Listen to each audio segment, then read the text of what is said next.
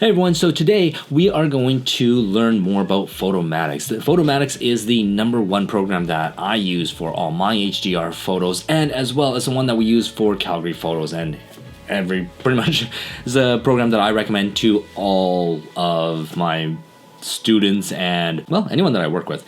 So, to help us learn more about Photomatix, I've got Ron Pepper from HDR Soft here to tell you more about it. So, please let me introduce you to Ron Pepper.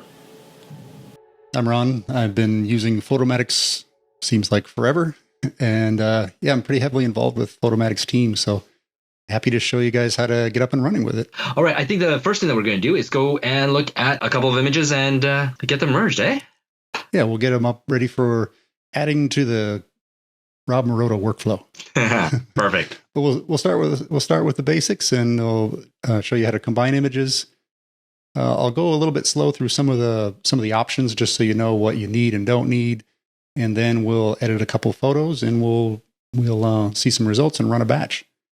On my screen, I have what I'm just saying. Think of this as a very small shoot of a house. There are 4 sets of bracketed images taken from a full shoot, but just to keep things kind of nice and simple and flowing, just think of this as a small shoot.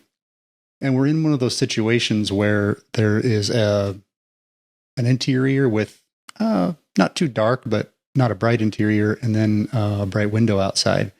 So the images have captured all of the dynamic range from the outside bright view all the way to what looks like very overexposed on the outside, which it should be, and brightly exposed on the inside. So let's go ahead and I'm going to grab 5 of these, or all 5. That's the bracketed set. And I'll do it the easy way here. I like to just drag the images over to the Photomatix Pro icon on the dock. You can do the same on Windows.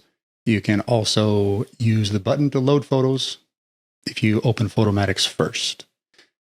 But it's asking us if we want to merge to HDR or open the files only, and we do indeed want to merge them. This display is just showing you which images are going to be merged. If you want to look at the details, you can. I think of this dialogue as, oh, did I grab the wrong ones, kind of a thing. It just gives you a quick chance to visually look over what you have.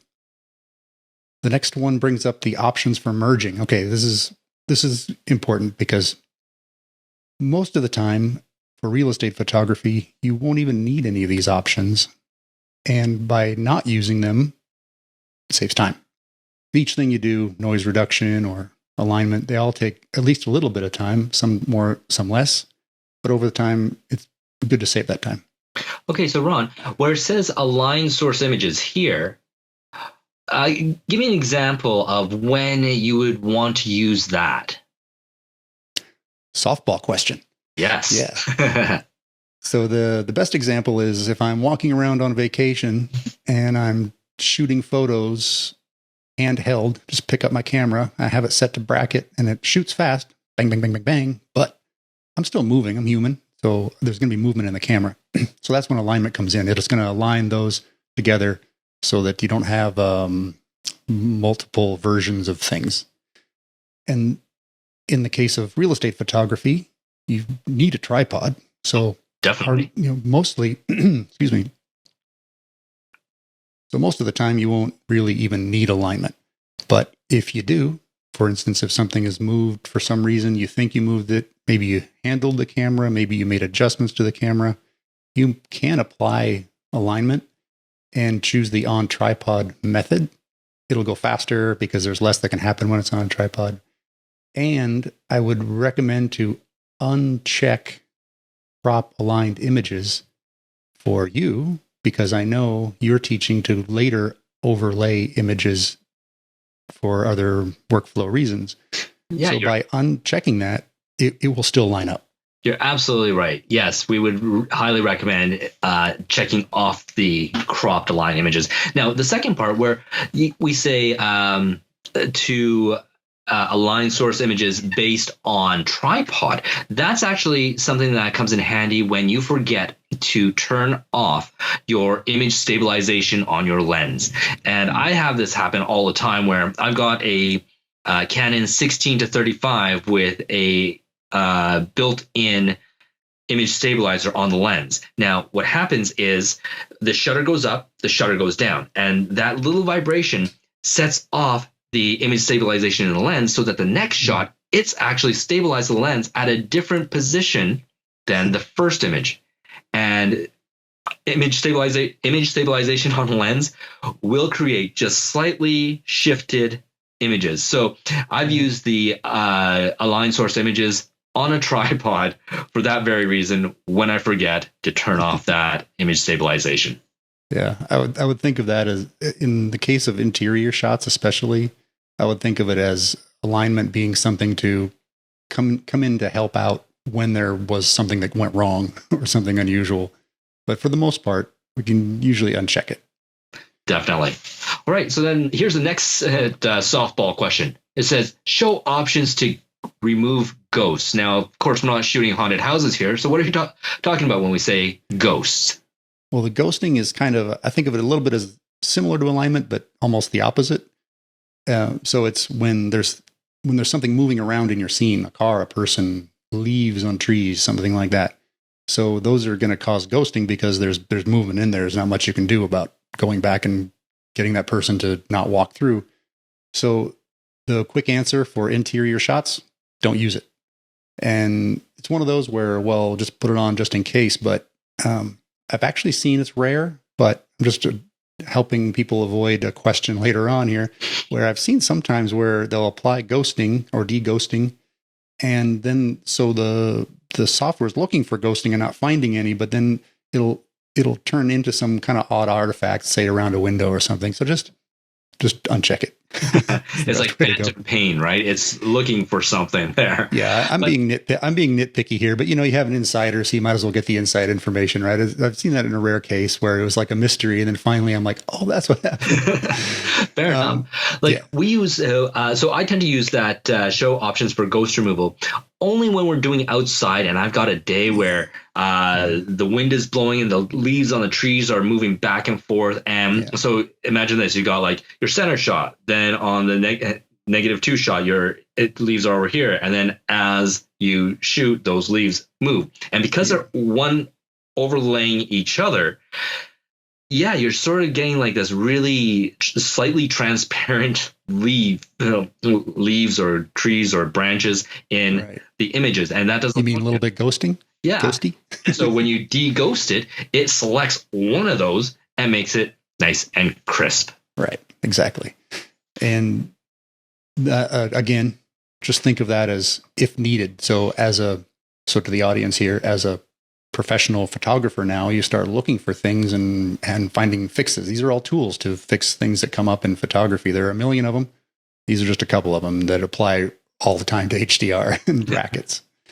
Going on to reduce noise and chromatic aberration. The rule of thumb here is if you're combining raw photos, use them. If you're not combining raw photos, don't use them. Reason being that those are adjustments that are best made in the raw conversion. And this workflow, I have these as TIFF files. So a lot of photographers will go ahead and just shoot JPEG in the camera on location because it just saves time and workflow. And otherwise, they can convert them from raw as part of the workflow. So I'll let you decide, everybody, how to choose that. All right. And then next, I guess we just click on merge to HDR and there we go. Go from there. So it's going to go ahead and merge those together into the 32-bit HDR file, which is something you don't really need to worry about. Usually the 32-bit file, not usually, sorry. The 32-bit file is sitting in the background. And what I meant by usually is usually the people that care about that are 3D artists. So that's just kind of again, quick insider what's going on. So our initial view here is showing the settings I had used last on my computer here. It isn't a default view, although you can set it that way in preferences. You can set to a default view. It's not what Photomatix thinks is the best. It's nothing like that. It's just what you choose it to be. Gotcha. All right. So we can go ahead and filter by real estate. So these are some presets on the right recommended for common real estate situation. Here, Ron, can I just pause and put that back to what it was, where it showed all of them? Uh-huh. Okay. And I'm going to send you another softball question here. Okay. Say, all right. So, Ron, looking at this, it looks very much like Lightroom and Photoshop, where you've got panels that have different things. Like in Photoshop, you have your actions panel or your colors or your swatch panel, and in Lightroom, then you've got your development panel and then your folders panel. It looks like this is pretty paneled out as well. Can we start by looking at what is this big panel here on the right with all the different pictures in it? Yeah, that's the preset panel. And I like for myself, I like to think of presets as a way to, number one, explore options and see what's possible. Second, to get pretty close to what I want, because usually I'm going to post-process. And I know in your workflow, you have a continuation after this. So we're looking for a stage, getting to a certain stage. And the presets can really show you how to do that and we'll answer question that a lot of people are asking right now. We can go from pretty solid, realistic results because these were settings I had used previously, so that's not a big surprise that they look pretty good for this shot already, since this is the kind of thing I do. It's like you know what you're doing. Shocking. But yes, it is possible to get those crazy results. It's just not for real estate. People use this for lots of different things. So you don't have to get that quote unquote look that comes sometimes for some reason. You don't have to. So in fact, I can narrow it down for you by telling you to check out the real estate filter up here. This just has some of the presets that we find are commonly work for interiors pretty well. Now, these weren't created with you as the user, the images you've shot. These are kind of a general idea. And it's nice that Photomatix does that, because I like the fact that they group different presets into things like real estate or art or natural or realistic. Yeah. It makes it easier for us to narrow down what our search is going to be for that right preset for the job. Yeah, that's exactly right. And it goes for any kind of shooting. You can use that same idea. Let me illustrate one thing using the presets, because we haven't even come to the sliders on the left yet, but I want to show you that Photomatix uses different kinds of, over the years, over the years, the developers have created all these different methods of processing the image. And it mostly happens behind the scenes when you're using Photomatix, but it might just help to know that there are quite a few different engines that can be used back there. This one right now is showing Details Enhancer. That's kind of the original. Incidentally, that's the one that's easy to get those kind of overdone results with, but it's also very powerful. So if you use it sparingly, then it can be really powerful. And then these different, with lots of different names, Contrast Optimizer, Tone Balancer, don't get lost in the names too much. Those are other kinds of HDR processing. And then below that line there is Fusion, which is helpful for real estate because it's a kind of a simpler, it's much like layering yourself in Photoshop and just kind of painting in and out areas. It's much like that. And it can be simpler, it can be faster, and has good advantages. But when you're using the presets, so watch now, if I click on realistic, it changes to the tone balancer method. When I click on natural, it changes to a fusion method. So these are not only different presets, but they're using different engines or algorithms or methods or whatever our best word for that is. It's interesting because HDR, of course, is just a computational way of increasing that dynamic range so that we can see everything. So, of course, if it's computational, there's different ways of getting that computed image. Exactly. There are a lot of smart scientists and engineers that work on that stuff. That originally this HDR whole thing was created to record lighting information, so you could use it in like a 3D. The example I remember that people taught me was you'd create the 3D environment, say a street with buildings, and you'd create that with one software. Then you put in a 3D object like a giant metal robot walking down the street.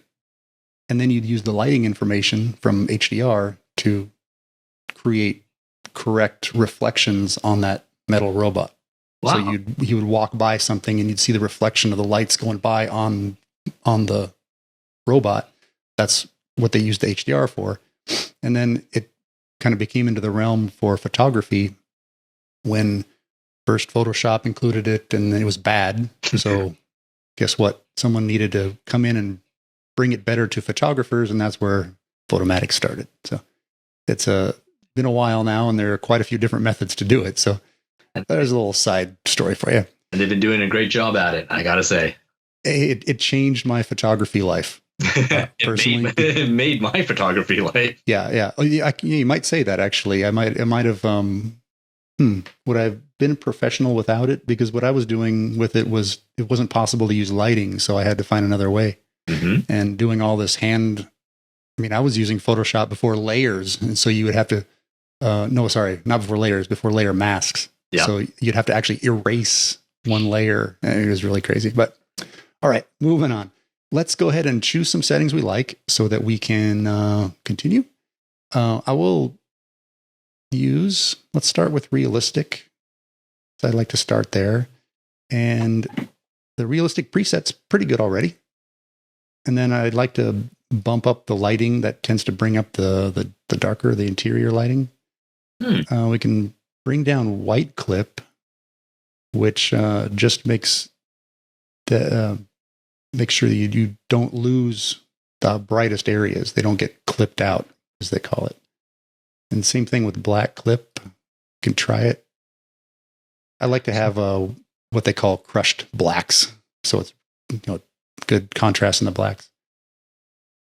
So for this one, I should say that we could spend weeks talking about every little slider.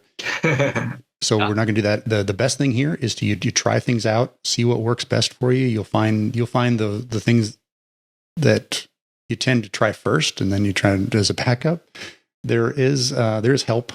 There's a little help button down here in the very bottom left, and if you open it up and then hover over the slider, it'll give you some details about it. Might answer some questions best that way. But again, it's too much to go into in something like this. So I do like the fact that with Photomatix, the whole slider thing is very common to us. It's easy for us to understand because we use those sliders all the time in Lightroom and in Photoshop. So it's nice that you've kind of left the same kind of setting. So you got your strength, your lighting, the white clip, black clip. Very great. I like the micro contrast on the realistic as well. It's nice and easy to use, and I like the fact that Photomatix has also separated the color ones as well. So you've got your saturation, temperature, and then here's something that's interesting where they've actually put brightness in temperature, because color is relative to its brightness. So any color that you have, if you make it super bright, it turns white. If you make it super dark, it turns black. And then you've got all the gradients in between, which are all slightly different colors. Mm-hmm. So it's nice that you put that in there too.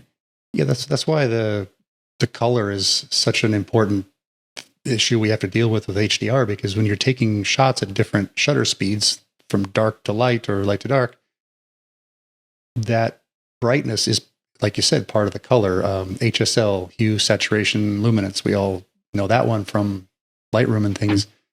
And so that luminance is part of the color that makes it up. So that's one reason we do have to find solutions to get around competing colors and stuff like that.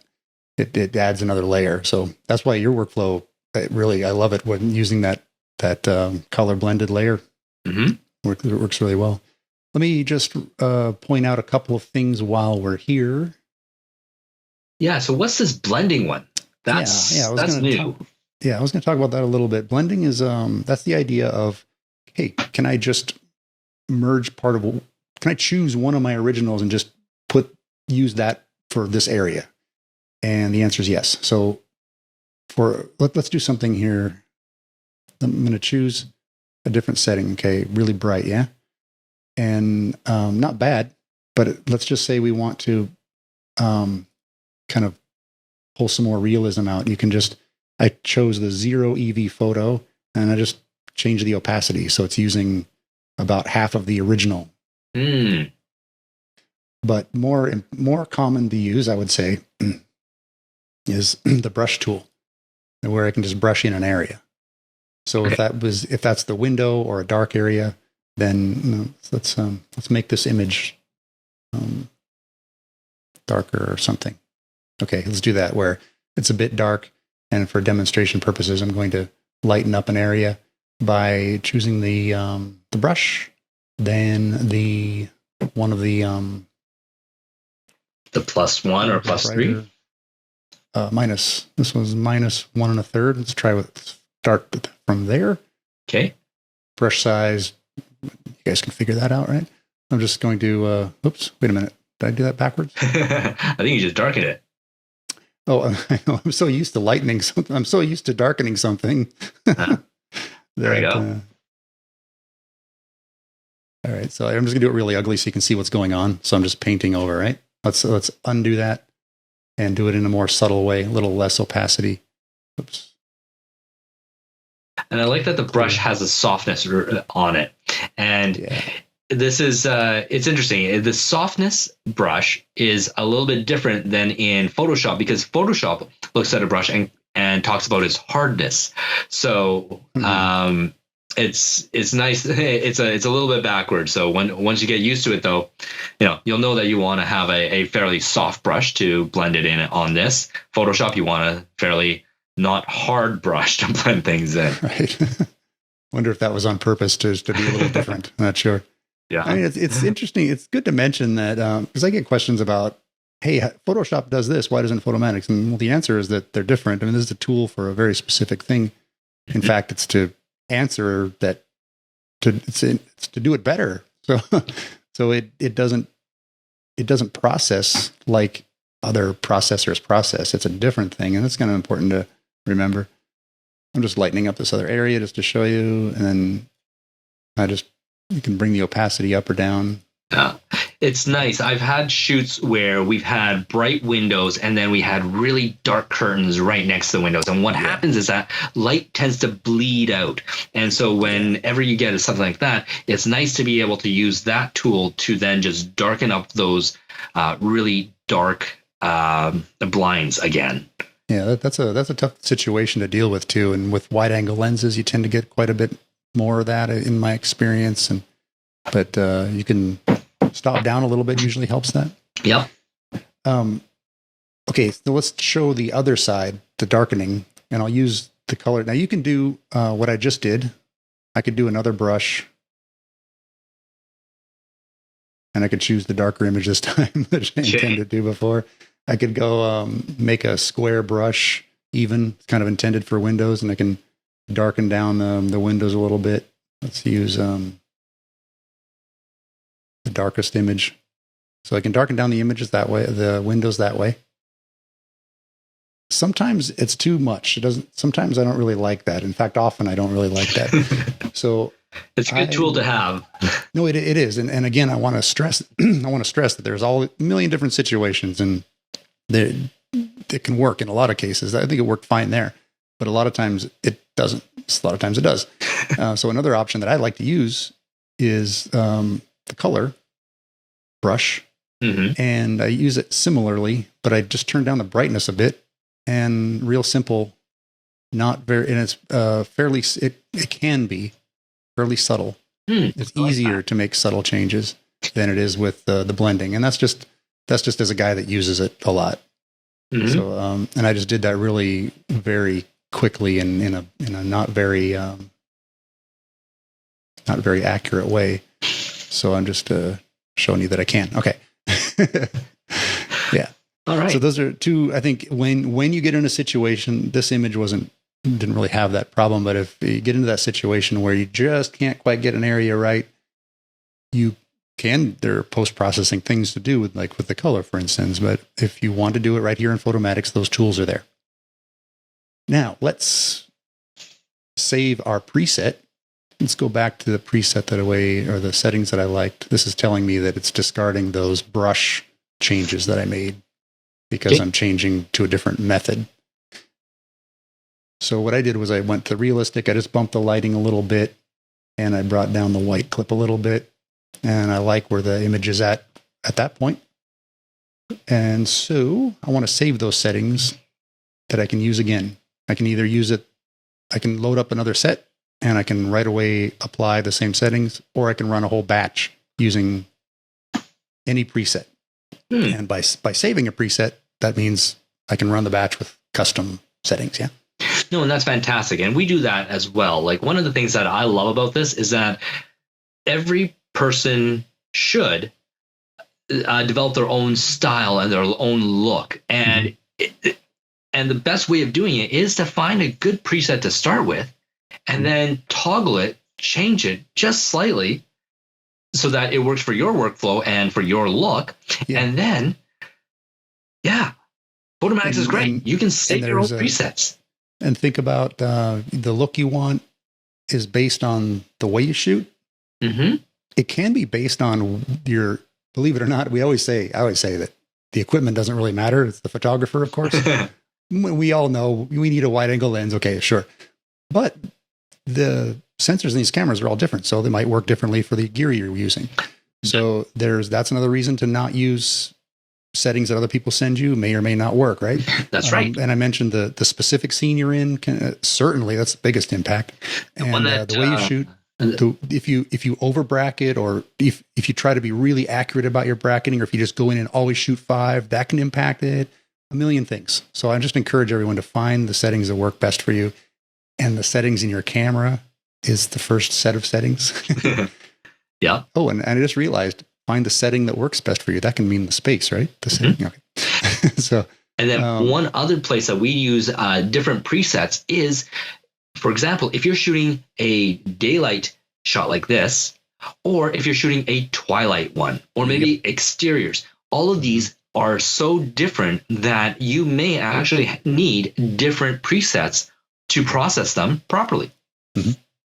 I could give a quick insider tip too. If you're looking for the most general settings to use throughout, now you could apply them to different types of spaces and different types of situations. And of course, they won't come out.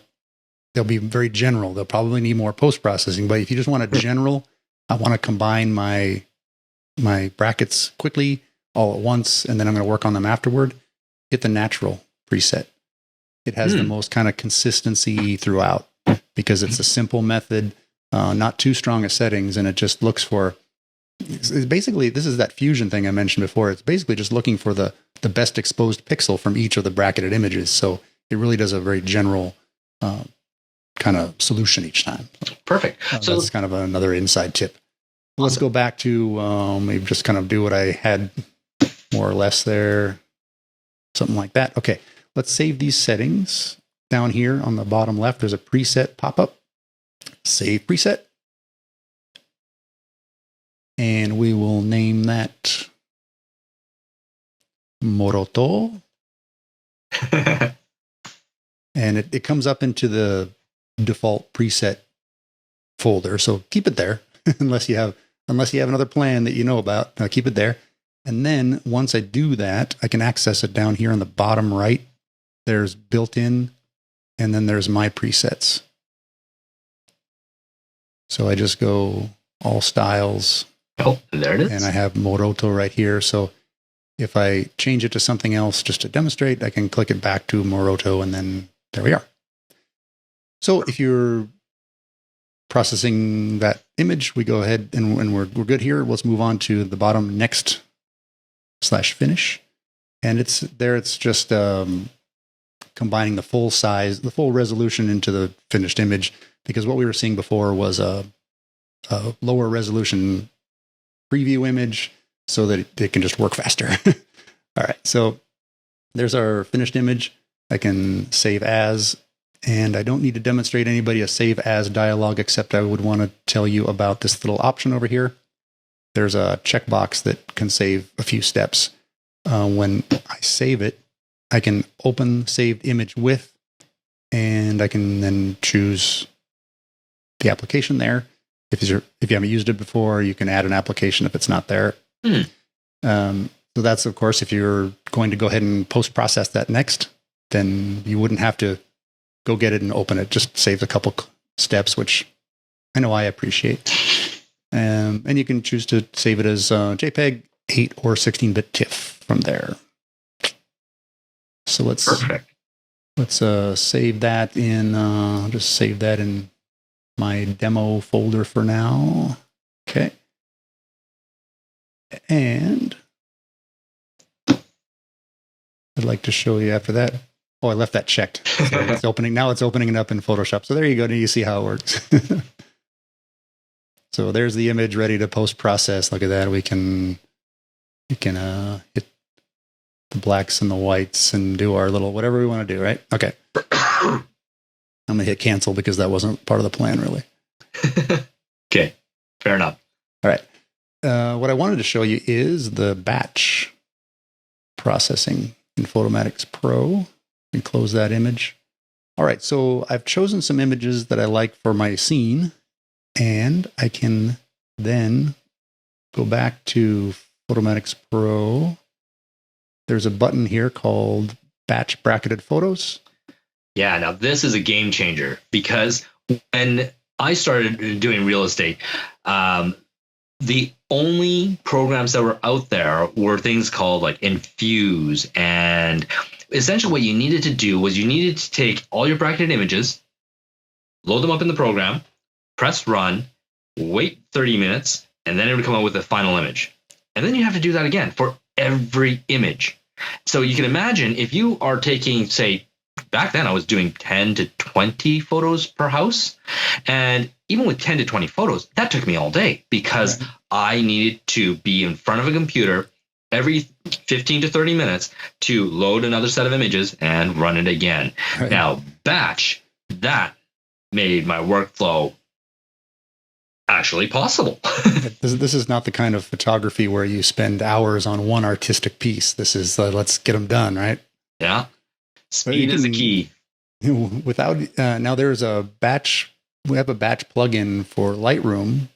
If someone's really committed to Lightroom, and that works great. The reason I don't really use Lightroom so much for this kind of work because the batch probably takes the same amount of time as just importing my files into Lightroom. So I appreciate it when I don't have to do that. But maybe what I'll do is bring the near finished product into Lightroom for final steps and export. But that again depends on people's workflow. But let me show you here. You can go batch bracketed photos or automate batch bracketed photos. All right. And just incidentally, there is a batch single photos. That's why you hear so many words, batch processing and bracketed photos.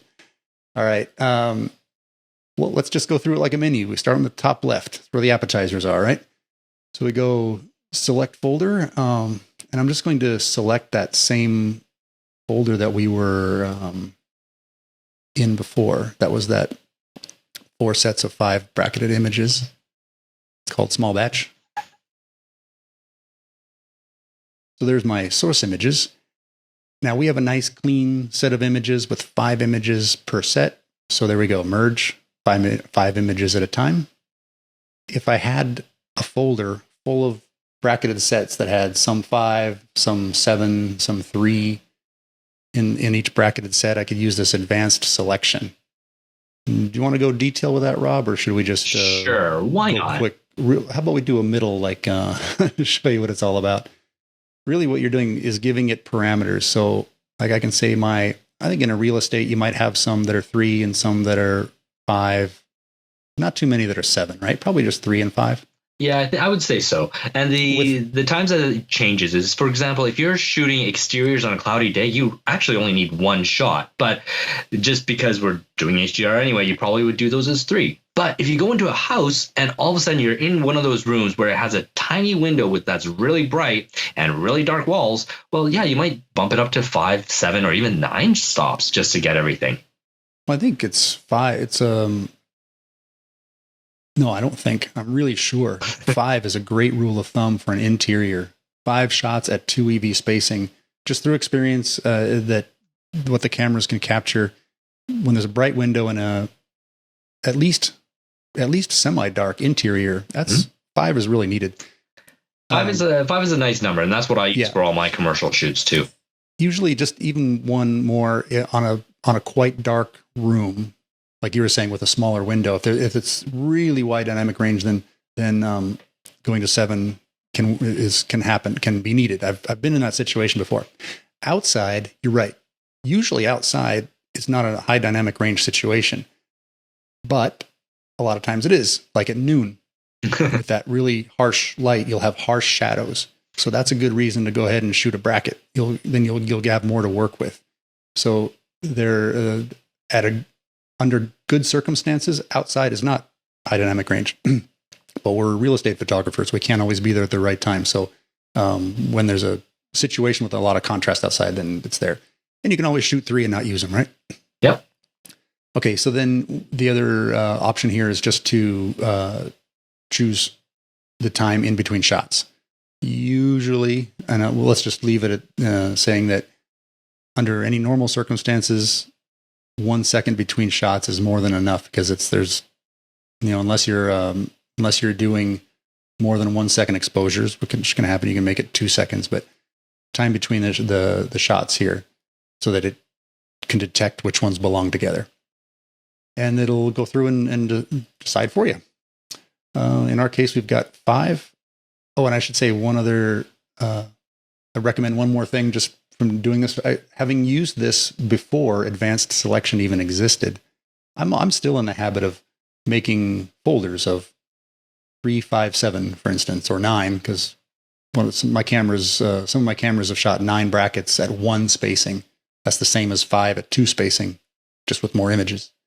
So I've made folders for each amount and then ran it on each folder.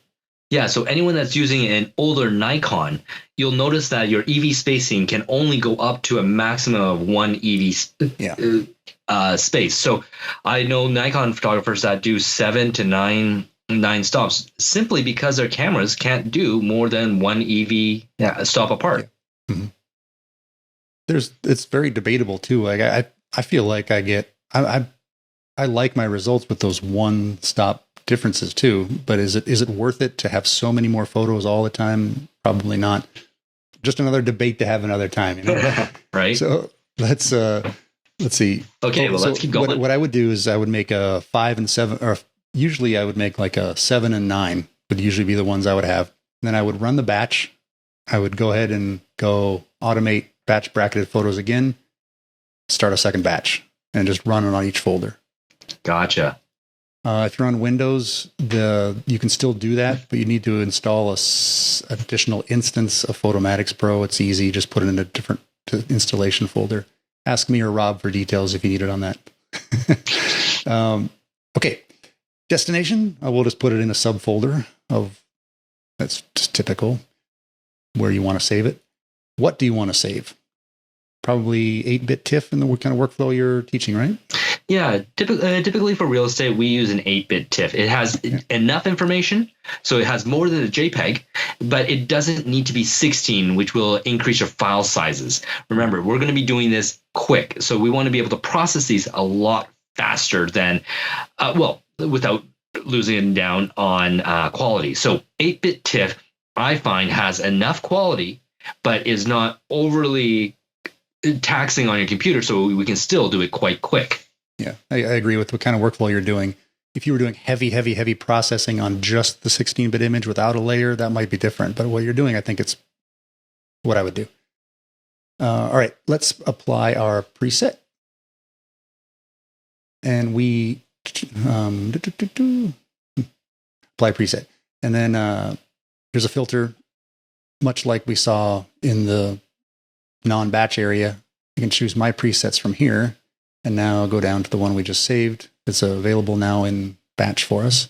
So it's going to apply Moroto. I can make another side suggestion, especially if you're starting out, or if you develop your own way of doing things, you might want to apply multiple presets by choosing the second option.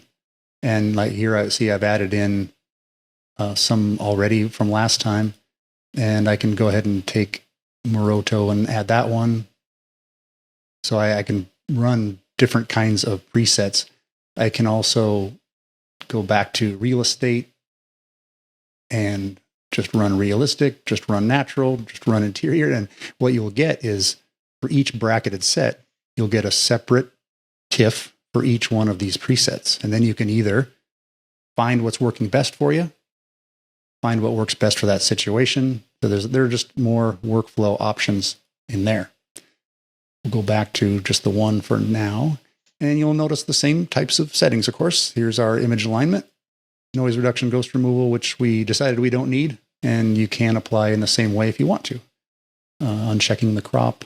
Okay.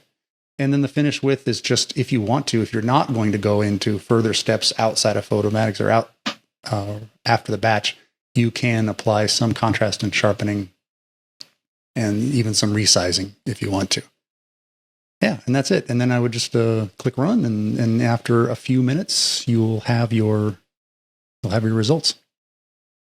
And there are our results. You can view them by clicking on the link there. It takes you into the Finder, and I can change it to showing us icons. Perfect. And those look great. Our results of our quick, small real estate shoot. Perfect. ready for the next step. Fantastic.